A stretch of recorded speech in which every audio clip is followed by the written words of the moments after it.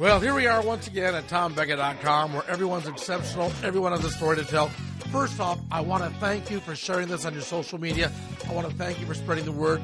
The numbers just keep on growing and growing and growing, being heard now worldwide with people that are flocking to the site to meet new and interesting people, because you never know who you're going to find here at TomBecka.com. The whole idea is everyday people with interesting stories to tell, and throughout all of this, maybe we can get more insight into this mosaic of a world that we live in. And this is a cool interview. This is interesting. Rick Boltes, he's a hypnotist. And, you know, the hypnosis, the whole idea of hypnosis fascinates me.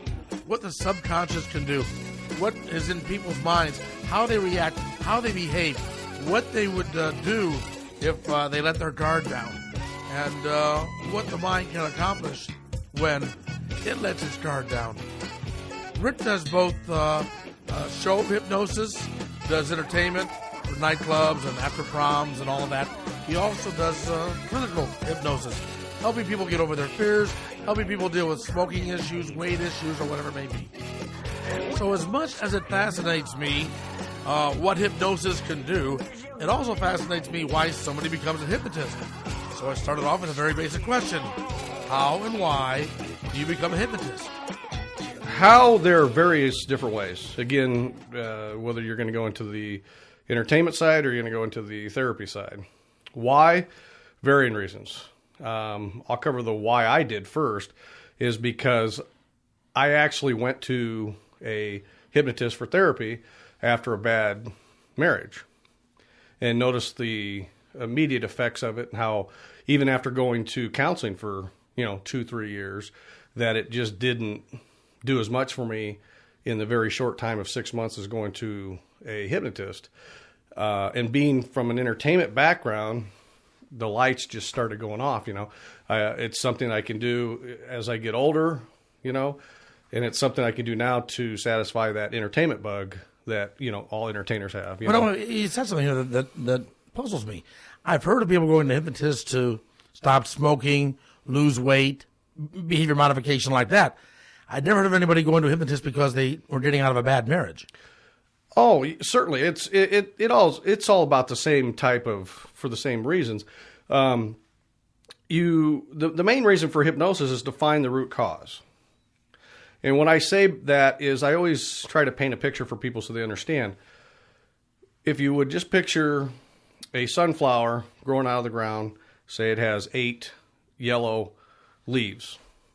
It's growing fine, you're watering it every day, and it's going along, it's growing great. And then one day you walk up and one of the leaves are brown. You probably ask yourself, why are one of the leaves brown? Well, I use that description because what happens with hypnosis and therapy, but therapy takes longer because they want to hear you say it. They want you to figure it out. Where hypnosis goes right to the root cause. So if you were to take that sunflower and pull it out of the ground, what do you have? You have a very intricate root system. Okay? Mm-hmm. Well, one of those roots, or a combination of, is causing that one petal to go brown. So that's really how hypnosis works. Once you find that root cause, it's very easy to change the behavior or the emotions of the situation, whether it be a relationship or anything of that matter, to change it, because you can go right to the root cause, and it's a lot quicker. So, that's kind of the... So in other words, it's like if you are wondering why maybe you're always drawn to the same type of woman, or why you are act the way that you do in a relationship, through hypnosis, you can get to that root cause earlier than if you were going to go and lay on a couch and talk to a counselor for how many hours? Yeah, and just regurgitate what he wants you to say. Mm-hmm. And it takes longer to get to that root cause. And some people never do in a counseling situation. Well, what made you decide to do that? Because it made sense what you're saying, but who led you in that direction? Believe it or not, I was, I don't remember where I was at, but there's a gentleman that I think still local, Dr. Brumstein. He had a nonprofit organization, which he was a hypnotist at.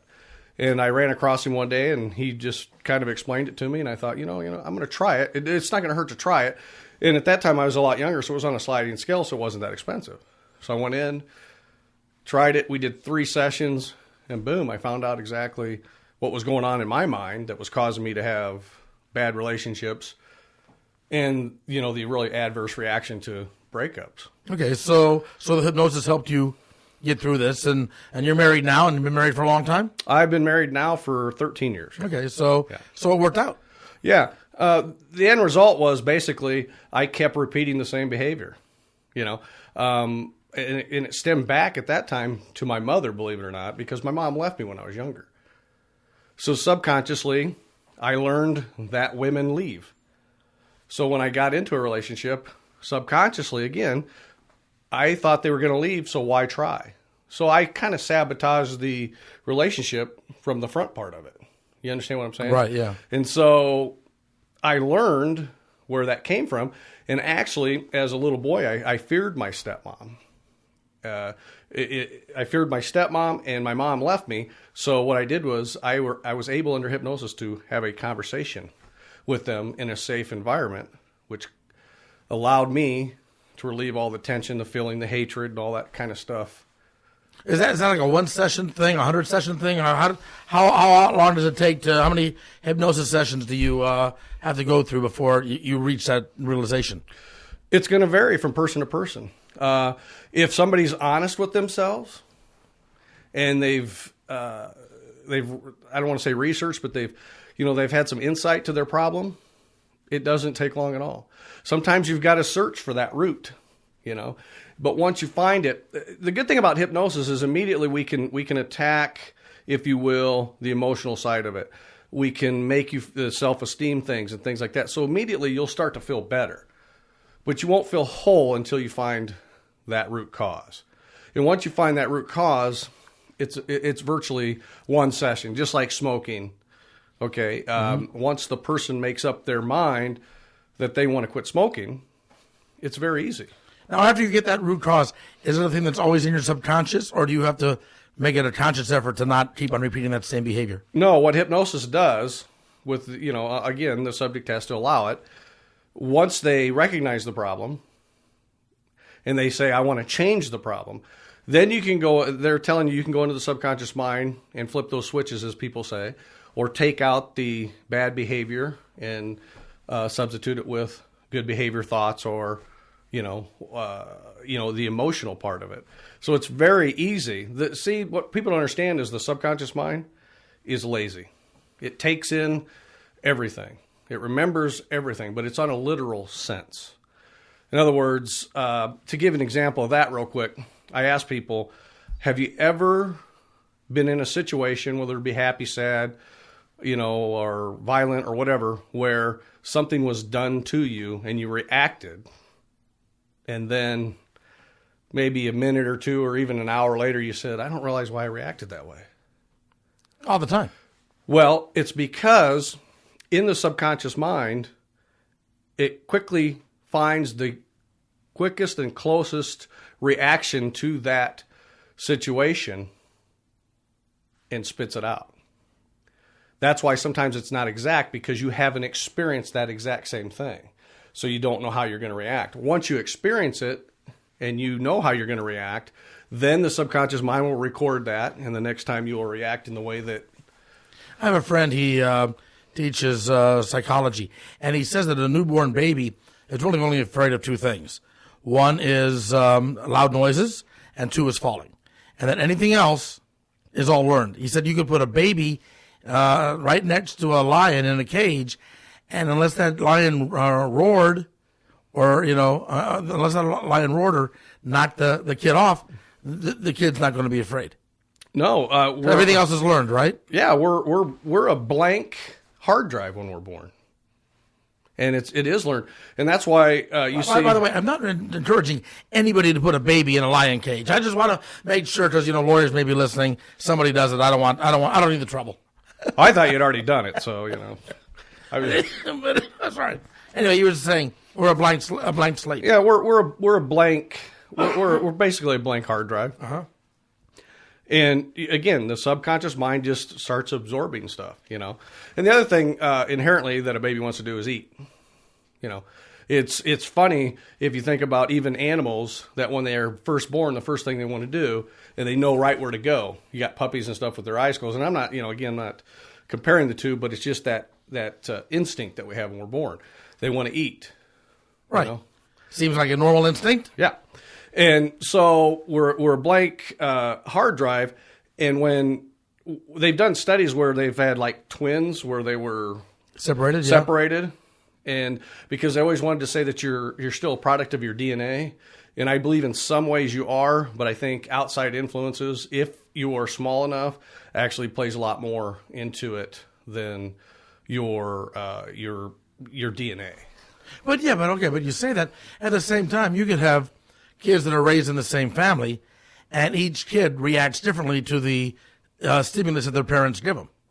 Right? Sure. Yeah. And they take, I know this with my siblings. We'll talk about things, and they've got memories of growing up that I don't even recall that are very important to them. I've got stuff that were like turning points in my life. They don't have no recollection of it whatsoever. So we all take in different stuff, right? Well, think about, again, this is where the environment comes in. Think about now, are you the youngest or I'm the oldest. Okay, you're the oldest. So usually the oldest child, when first starting out, the parents don't have as much money. So they're taught, okay, you get where I'm going with this. They're taught more conservative. We don't have the money for this. You're taught and you've learned that you don't get things without earning them, or, your parents can't afford them. So, you learn to be appreciative of what you got. Move 10 years down the road to one of your later siblings, the parents maybe have a little bit more money. You understand what I'm saying? Sure. So the lessons are a little bit less because, the old saying goes, the first kid's a test. Right. The rest of them are, we're going to learn off of this one. And in some ways I feel that's true because of those things, the environment, and the things that they're allowed to have. Your dad or your mom might have got better jobs. So your younger sister or brother. I've got a sister that's 11 years younger than I am. And really, we joke about the fact that she was raised by different parents. Yeah. Okay, because of the age difference between me, the oldest, and her, the youngest. Mm-hmm. We get along great and everything. But her opinion of our folks is different than mine because of the age difference. Well, in those mediating circumstances, you know. So, you might have had somebody that was born about a year or so, 2 years within your time period, and you had similar, experiences, but not quite the same as your sister. It makes sense. Okay, but now let's get to this. Okay, so now basically you were in radio for a number of years. You were in entertainment and all of that, and then you go into counseling because of a broken up marriage. So you get hypnotized, and now you're starting to think, I want to do hypnosis for entertainment. Because what we just talked about here was pretty intense and intellectual. All right, not necessarily the sort of a thing you'd be thinking about of some nightclub hypnotist. You know what I mean? So where do you go from being, the entertainer to the guy that is now messing with people's minds like this? On an entertainment side? Well, both. Help work me through the process of the guy in a bad marriage who then takes it to the next level. But let's get this straight. I only mess with people's minds that don't pay me. Okay. If you pay me, I fix things. I put things back. You don't pay me, I mess with your kneecaps. But it's a different attitude, different approach to it. But yeah. I'll make you forget your name. As an entertainer, to start with, I was in radio. Radio is one of those jobs, and I don't have to tell you, for me, it was very addicting. Mm-hmm. To know you're going to turn on a microphone, and there could be 50 to 300,000 people listening to you. Some people that would be scary, but to me that was enticing, and it was, it was that adrenaline rush, like a race car driver. So I got into that, and then things in radio changed. Again, I don't have to tell you. My last year, I was on here in Omaha at KGOR at 97, I believe it was. And when they deregulated everything, there wasn't the money or the prestige in it like it used to be. You didn't even need anything to be on there. I remember when you used to have a FCC license. Right. I don't even think you need that anymore. No. You just need the ability to turn on a microphone and throw on some carts, or they don't even have carts anymore. Everything's automated almost. So it got kind of boring for me. I didn't think in those circumstances I was going to move up or go to where I wanted to go, morning show. Everybody wants to be the morning show guy. Everybody wants to be the guy on top until you get there. you know. So I got out of radio because there really wasn't any money, and I had a family, you know, I had two young boys, and I thought I was done, you know, with entertainment. And then I said, you know, I've got to make a living, so I went out and started a DJ company. Had a few years down the road, had 15 guys working for me, and was doing a lot of weddings and things like that. Got back into radio on a part-time basis, and then everybody wanted me to do everything. I've got 15 shows, but everybody wanted me. Right. And you just can't be at 15 places. And you've got to try to explain to these people, you know, you're trying to make money. Yeah. You know, I've got to make money, so I need these 15 people, and, you know, I'm going to kind of oversee it. You know, people don't look at it that way. So I decided I'm just going to get out of entertainment altogether. Got out of entertainment altogether, went into a totally different field for about 2 years. And I started driving my wife up the wall. And I remembered back to when this gentleman hypnotized me and how neat of a feeling it was for me, and how I've seen a hypnotist entertain before, and I thought, wow, this is where I want to go. Now, I got a lot of flack from my wife because my initial classes were about $2,500. Yeah. Try to get $2,500 away from your wife is impossible. Yeah, you're in this. You got a good business growing. Things are going well. You go, hey, honey, I want to sell the business and I want to become a hypnotist. That had to be an interesting conversation. She thought about having me committed. Uh-huh. And then, you know, then the ever famous question, well, how much are these classes? With that look, you know, they're looking down at you. And I had to convince her. The funny thing is, she wasn't convinced until I did my first show. Because corporate pays pretty good. Once I brought that first check home, then it was pretty good. So what I decided to do was I was gonna do both. I went to school to become a therapist side of it, knowing though that my money was going to come from the entertainment side at that time because of my background. And so that's how it started. And me being in the corporate world with my DJ company and radio, that was real easy for me to establish and to build a clientele list. And then it just kind of took off from there. When some of the businesses found out that you were doing hypnosis, they said, oh, hey, we've got a company party. We've got a big company meeting. We need some entertainment for our banquet. And you were the guy. Yeah. A lot of people knew me either from my short time on radio or, you know, I did their sister's wedding or. Yeah. Excuse me. So, yeah, that was how I got into it. And then again, it takes off. It takes on its own kind of persona, because when you get up there, when I went to classes for the therapy side, it was a lot easier to do that because of the fact is the way therapy's done. Where I went which was the National Guild. It's a 1 to 6 depth of hypnosis. 1 here, 6 here.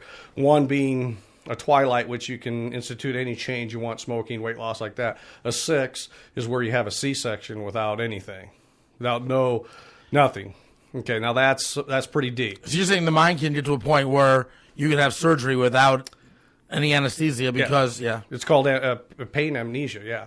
Mm-hmm. Matter of fact, one of my clinicals, I had to watch a C-section of a lady who was under hypnosis. It's called hypnobirthing. It takes a few months to work with the doctor and then to work with the patient.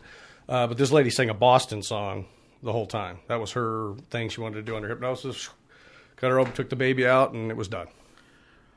Somehow more than a feeling seems appropriate if she's getting a C-section without any medication. Yeah. Yes. Okay. So now, here's the thing. You talked about using it from a clinical standpoint, okay?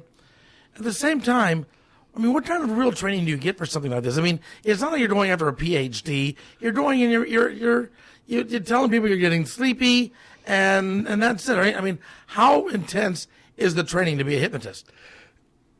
It can get as intense as you want it to. I mean, you can fly to Vegas and take a weekend course and get your certificate to be a hypnotist. But there's a whole lot more to it than that. When I took my first classes for stage, and I did go to Vegas, but it was a 6-day seminar, there was 28 people in my class.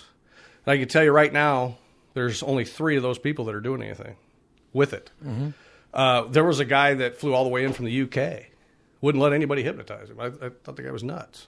He had to spend $10,000 with flights and hotels. Right, yeah. And I'm like, why are you here? I guess it was a hobby for him. I don't know, but so it's still a personality. It's no different than. But is there any sort of certification to be a hypnotist? I mean, Yes. Yes. Okay, so you got to pass a test. Does the state license you? How does that work? No, there's no state, but the National Guild has its own guidelines. The National Guild's been around since 1950, so it's the oldest and largest organization. On the stage side, there really is no regulations. But if you don't take the therapy side from the right kind of people, and you don't take, I take continuing education classes all the time.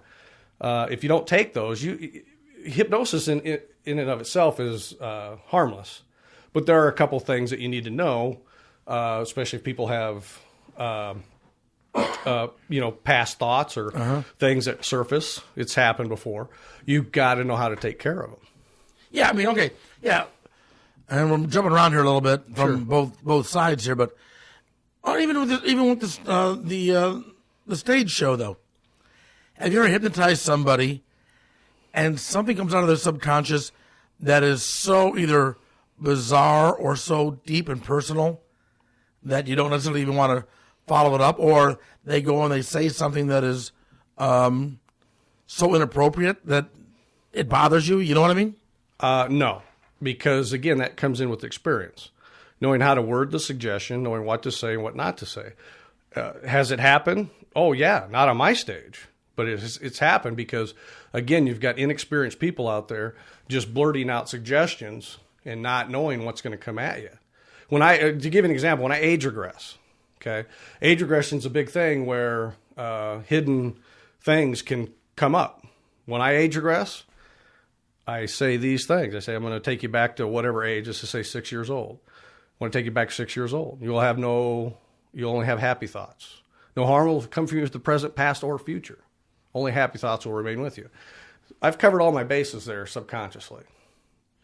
And the subconscious knows what that means. The person knows what that means because the subconscious is going to be the one that's going to be releasing these things that are going to be coming out. Have I ever been surprised? Yes. Have I ever been surprised in a way that I thought I just created something here that was bad? No, not me. Okay. Now, that's with the stage show. Now, on the other hand, if you're dealing with somebody in a therapy session, that'd be different, right? I mean, you would want necessarily them to talk about the bad stuff. If that's what they're in there for.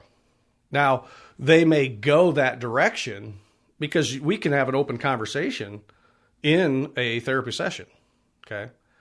And I don't want to use therapy because it sounds clinical. In a hypnotic session, we can have open communication with the subconscious mind. Now, whichever way the subconscious mind goes gives me good indications on where that root cause is, okay? So if it goes there and I sense from the body language, maybe sweating, maybe shaking, maybe voice tones, if I sense that that's not where they want to go at that time, I resuppress that memory. I'll bring them out and we will talk about it on a conscious level until they tell me that they're ready to deal with it. Because if you bring it out, and you try to deal with it when they're not ready, then it will create problems. Okay. Now, you mentioned the word therapy, and then you backed off on that. Yeah. I would imagine that there are people out there who are, PhDs, who have gotten, long college training in counseling, in therapy, that would look at you as a hypnotist and say that you're not a therapist. I mean, or for that matter, are there concerns because you haven't had so much training that you're getting into an area that, maybe should be left more to professionals? Again, it comes down to your schooling. We're learning from people who have the PhDs in that. But the funny thing about the clinical side of it is that over the last 10 years especially that I've been in the business, you see a lot of doctors, you see a lot of counselors, you see a lot of psychiatrists learning about hypnosis and taking classes. It's no different than 15, 20 years ago when everybody thought chiropractors were were quacks. Right. I swear by mine, so it's one of those things where people have to, again, There's no exact science to anything that we do. We just have to be open to the suggestion that there is stuff out there that's better. And you're finding more and more people accepting the idea of hypnosis. Yeah, I'm actually getting ready to be certified in forensics hypnosis. You mean to like if somebody saw a murder or if somebody saw a crime being committed, going into the subconscious to find out what they saw? Yeah, it's a more intricate way of getting a sketch, getting evidence, because when they're in the subconscious mind, they're reliving that moment. And the other thing we can do is we can slow it down. We can slow it down without emotion.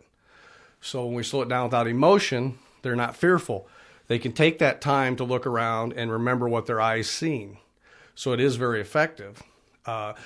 When you take it into a courtroom, though, that's where it gets a little hazy, because you've got the defense people, they're doing their job, and I understand, but they're going to come at you from all different angles, questioning you, oh, did you plant that suggestion or whatever? Right, sure. So it comes down to the schooling and knowing how to ask the questions, making sure you're dotting your I's. So it might be more useful with the police to help them get clues to go and find the solution more than going up there and using you as an expert witness in the testimony.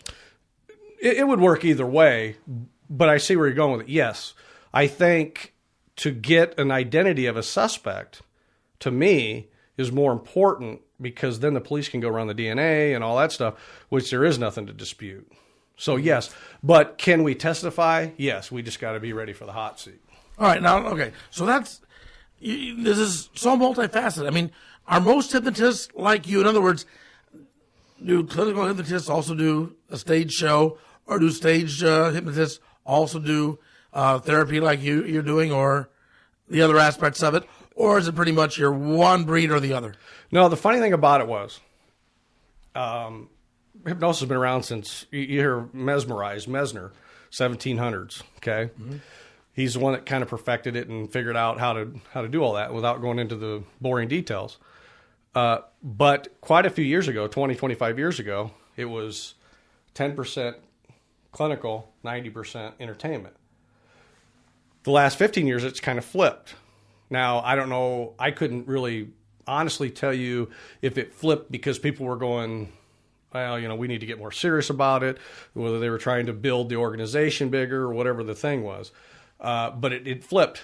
And so there's a lot of people that do the clinical. They have when is it? April, they have a huge convention every year in Massachusetts. I mean, there's probably thousands of hypnotists up there.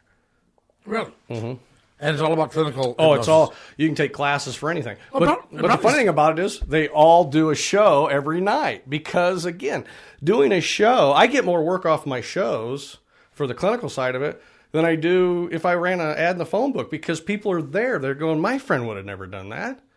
Or, wow. And they probably know somebody who stopped smoking through hypnosis, or some other habit that they broke because of hypnosis, and therefore they thought, well, it worked for Charlie, maybe I'll try it here. I did a show 3 weeks ago, and I don't do a lot of shows here at Omaha, but I did one at the Daisy View Lounge. Is it okay to say that? Mm-hmm. I did a show there, and there was a gentleman that approached me before the show, and he says, hey, look, I want to quit smoking. What's the chances of that happening? I said, if you want to quit, they're pretty good. And he started going through the questioning thing. A lot of people want to question it. And I just said, look, here's what I'm going to do. Have a seat after my pre-talk, because I do a monologue pre-talk for my show. If you feel comfortable, come on up. Did my pre-talk, he came up. Not only was he the star of the show, but at the end of the show, I told him that the first cigarette that he took a drag out of was going to taste just like he just lit a horsehair on fire. Mm-hmm. Okay, so I left it alone. He went, I was talking to some people, and everybody was coming over to drag me out he's getting ready to take a drag. Yep, he threw them things down, gave them to his wife, said, throw them away. He said, those things taste like... Now, how long does that hold, though? I mean, is that, right after the show, maybe he's still in the hypnotic stage of some sort. How long does that last? Depends on the suggestion and what he wants. Because the thing is, I will always tell them they will never smoke again. I always tell them that because I'm very anti-smoking, and it's not good for you. So chances are, I would say a high percentage of them, and I'll go on the conservative side, 60 to 70% won't smoke again. But the good thing about it is those other 30%, they experience that it's real and that they know that they have an out if they want to take it. The last thing people try is hypnosis. First thing they try is medicine, pills, all that stuff. The patch or whatever, yeah. Yeah, I don't know if you've seen it, but I put it on Facebook the other day. I put just for the new medicine out that does it. There's a list, this long, as long as my arm, of side effects, all the way down to dying. Right. And I listed the effects of hypnosis. There was nothing. It's so safe. So the effectiveness, I don't take people unless I know they're ready. Okay, now let's talk about the show business side. Okay, good. I find this fascinating. Good. Because I was a stand-up comic for a number of years. I worked with a lot of hypnotists over the years, saw them do their act, and always blew me away how people reacted. First of all, what kind of a person comes up on stage to be hypnotized on stage? Is there a common thread? I think there has to be a common thread of one thing. People who, I find it a combination of people who have never been in the spotlight but want to be. And then I find a combination of people that think they belong in the spotlight. It's more successful if I was to break it down, the people that want to come up and shine than the ones who think they belong in the spotlight. I always tell everybody our outwardly behavior isn't what's going on in here. I did a show one time, it's probably been 5-6 years ago in South Dakota. And it was a corporate thing. I had this lady was just all over me before the show. I got to come up. Okay, fine, just come on up. And then there was this lady just sitting in the corner, minding her own business. And after my pre-talk, I asked for some volunteers. Both the ladies came up. The lady that I always say runs around with her hair on fire at work, yep, I excused her. The lady that sat next to her in a cubicle for 17 years and all they knew is that she had 3 kids and was married, was the star of the show because she allowed herself to be who she wanted to be for an hour subconsciously. We all have fantasies in our subconscious mind that we want to fulfill. And sometimes in show business, you got to be careful of which fantasies you're letting them fulfill because you'll get some stuff. Sure.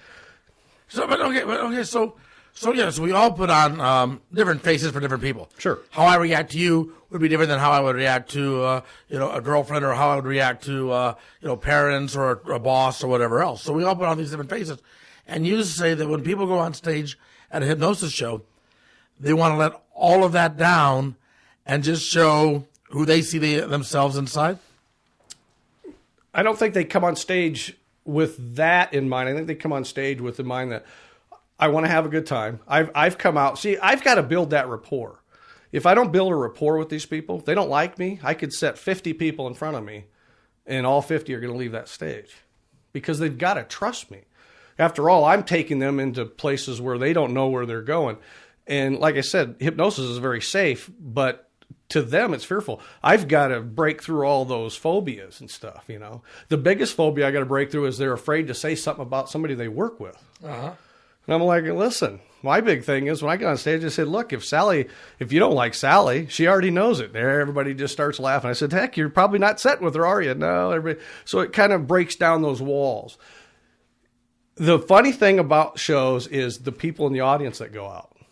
Because those are the people that always go, oh, you can't hypnotize me. I cannot tell you how many people said, oh, I'm unhypnotizable. And I'm bringing them in from the audience because it sneaks up on you. You start to feel relaxed. It's a great feeling. It's not I'm beating you over the head with a chicken or something. You just start to relax. And once you do, you just go. It is a very, I've been hypnotized a few times. It is a very relaxing feeling. Yes. When the people are there on the stage, first of all, how do you decide your act then? 'Cause that's the other thing. You've got to put together an act to get these people to do things, to make it entertaining. How do you develop that? Is there like a standard hypnosis set, and you go, okay, here you go, and you make them cry like a baby. Here you go, and you make the men breastfeed. Here you go, and act like a chicken. Are there like just standard stuff that every hypnotist does? Honestly, if you've seen something done in hypnosis, it's been done before. It's how you inject your personality into it. It's no different than when you did stand-up, everybody talks about relationships. Everybody talks about it's your own personal experiences and how you get them across to the audience. Do I have some original material? Yes, I do. But it's how you inject your own personality. And again, you've got to remember when every night is different, because I could have 10 people on stage one night and 6 the other, and 4, and maybe even 2. It all depends on their personality, and most importantly on how deep they are. Okay. You can make them see things that aren't there. Okay. Mm-hmm.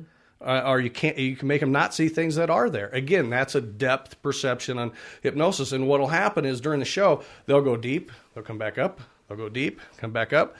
And then sooner or later, what they do is they feed off each other. Okay. I hope I'm answering your question. What was it? Go back to that original question. Well, we were talking about how you get, your act all put together. Yeah. Okay. So you do things like, perception differences. You change their surroundings. You go to the beach, you smells, all that kind of stuff. So yes and no.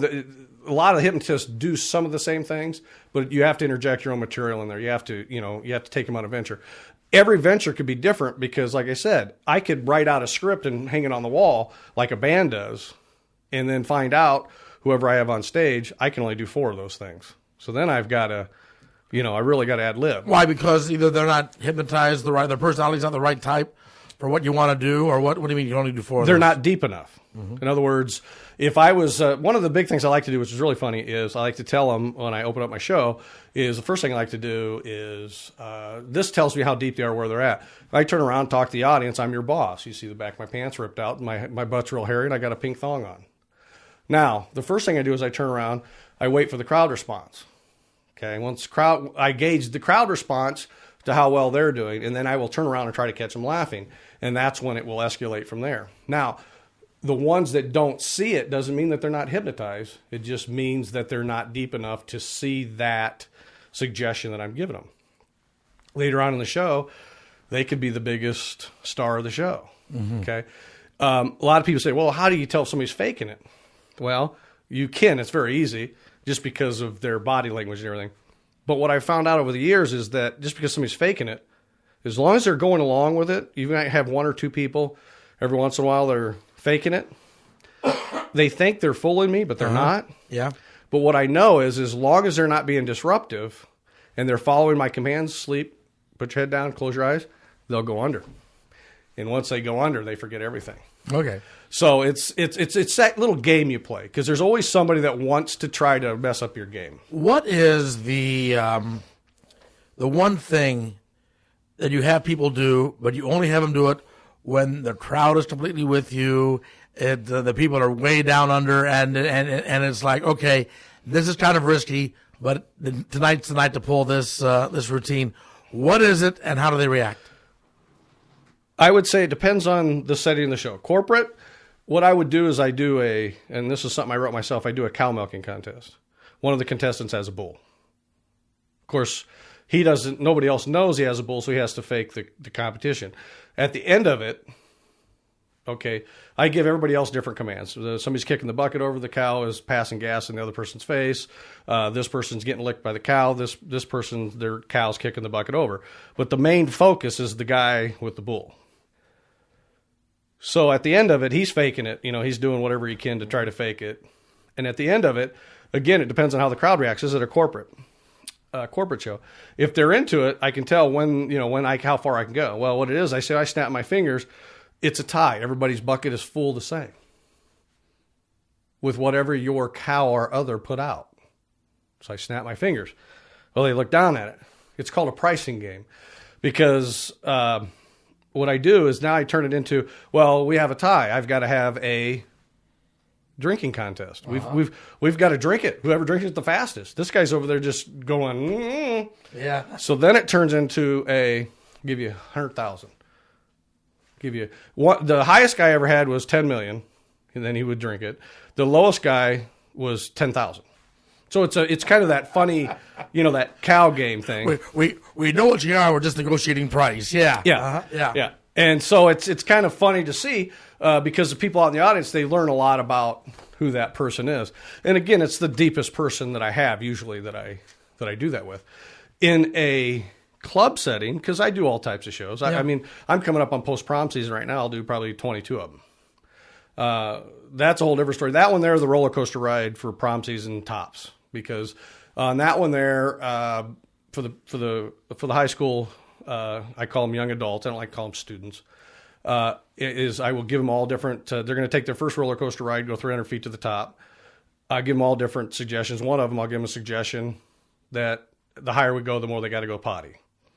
Okay. So at the end of the thing I'm ignoring them and they're trying to get my attention, right? Trying to get, they got to go bad and sooner or later, I got to go potty. So then what I'll do is I go, okay, I tap you on the head 3 times. It'll feel like you're going potty. And then their facial expression and the parents just love it. Has anybody actually pissed themselves while they were doing that?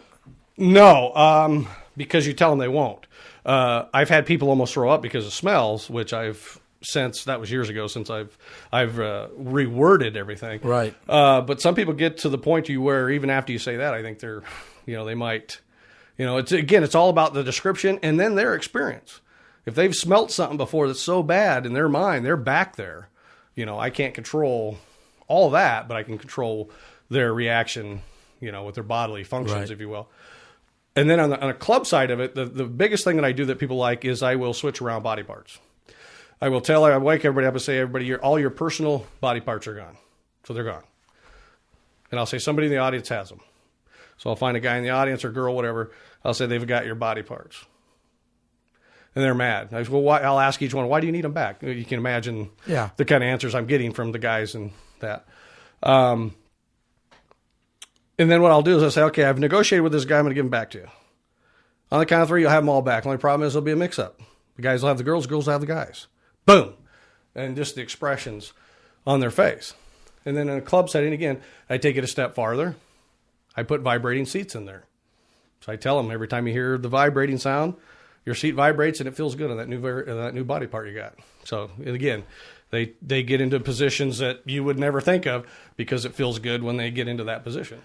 Have you ever tried a bit and then afterwards said, oh, I probably shouldn't do that? Have you ever felt embarrassed or ashamed or regretful of anything you've done on stage? Yes. I've since changed how I do it. We still do it, but I've given women orgasms on stage. And I'm wondering, okay, now, I would imagine that would be one of your more popular bits. It is a popular bit, but here was the problem that happened that night. It was New Year's Eve night. I remember it vividly. It was New Year's Eve night. I had 3 guys and 3 girls. Of course, the guys, I do stuff to them in a different way because I don't want to be responsible for their orgasm. But for this particular girl, again, I don't know. By the way, that is a sentence I never thought I'd hear a guy say. I don't want to be responsible for her orgasm.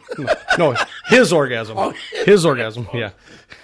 I misunderstood. I'm sorry. Yeah. Well, here was the thing. I'll say it quickly. 3 guys, 3 girls, and again, I don't know what these people were doing before they got there. I don't know what state of mind they were in, whether they're happy or sad. I just know at this present point in time, the women are all happy. And I'll tell them simple stuff. I rub my head or I tap my forehead, and you have the most intense orgasm you've ever had before in your life. And then I will intensify it. They're going there. They're there. And once I tell them that it'll intensify, the subconscious mind takes over, and there they are. They're wiggling all over and having the physical signs of an orgasm.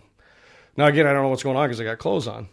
But this particular girl, I gave her an orgasm, and then what I do is I always give, who's this lovely lady with, and I'm going to give you this power for the next 3 hours or whatever, so that you can have fun with it. This is kind of my gift to you for letting me, Well, at the end of the show, excused everybody, and you just notice stuff out of the corner of my eyes. Notice they were over there arguing, the girl and her, I think it was her husband. And finally, one of her girlfriends came over and said, you've got to come over here and take that spell off of her. I'm like, okay, why? So I go over there, and obviously they had had a big fight before they got there. Uh-huh. She would not let him touch her on the forehead.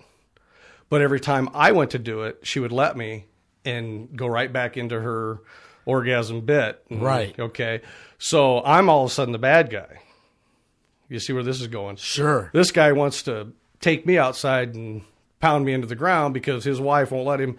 And I'm like, look, here, I'm going to take care of it real quick. I snapped her out of it. I pulled the guy aside, explained to him, look, this is an entertainment thing. Whatever you guys are arguing about is your deal. No, nothing. So now I'm very careful about when I do that bit and if the guy is susceptible to it. If he's drunk, I won't even try it. Right. Okay. Won't even attempt it because drunks 1 minute they're happy, the next minute they want to kill you. Yeah. So those are fun because the guys do like it. I had a lady one night actually after the show proposed to me.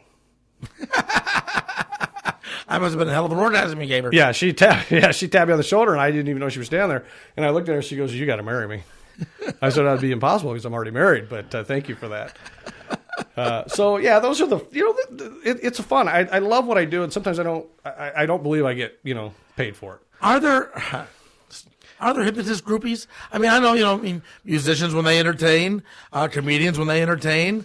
Are there women that's like hypnotist groupies? Women and men, and the ones that I call that want to come up on stage all the time, those are my hypno whores. They'll go out in the light and they'll just do everything you want them to do. If I do the same club a lot, I'll vary who comes up. And some nights, say, hey, the crowd's not as receptive. I've got my hypno whores to go to.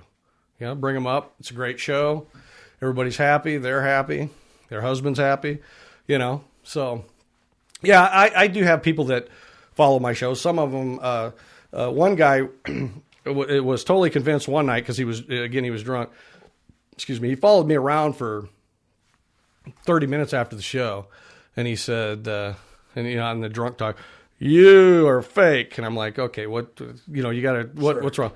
He goes, "That stuff ain't real." So I'm like, you know what? I learned a long time ago never argue with a drunk. So I said, "You're right, man." I said, "Come here." I said, "You're right. You caught me." I said, "I flew in town 6 hours ago. We picked these people out. We acted this out. You're 100% right. Don't tell anybody." The next thing you know, he's flying all over the room telling everybody what I said. I was just hilarious. It was almost as good as the show. Because he's like, "I told you," Yeah. So it was a pretty good deal. Okay, last question. Okay. What is the one thing that people need to know about hypnosis? A, that it's safe. B, you're not going to do anything under hypnosis that you wouldn't normally do, which that's a gray area because a lot of people go, "Oh, well, I'd take my clothes off in public." Well, I'm not going to ask you to take your clothes off, but I get what you're saying. If I could get people to rob banks, I would be sitting here doing podcasts with you. I'd be in the back room counting my money. You know what I mean? Because they wouldn't remember who they gave it to. And that it is a very valid way to make change in your life positively. And there's hypnotist Rick Boltez telling his story about the hows and whys and the whats of hypnosis. Hey, if you enjoyed this, don't be shy. Make a contribution. You can buy me a sandwich, buy me a beer, log on and make a little donation. Help keep this podcast alive, keep this podcast flowing, and also, more importantly, share with your friends. Tell the people in your life about it, and join us here every week with a new and interesting person that's going to maybe give you some insight into the world that we live in here at TomBecka.com. Till next time, take care and bye, y'all.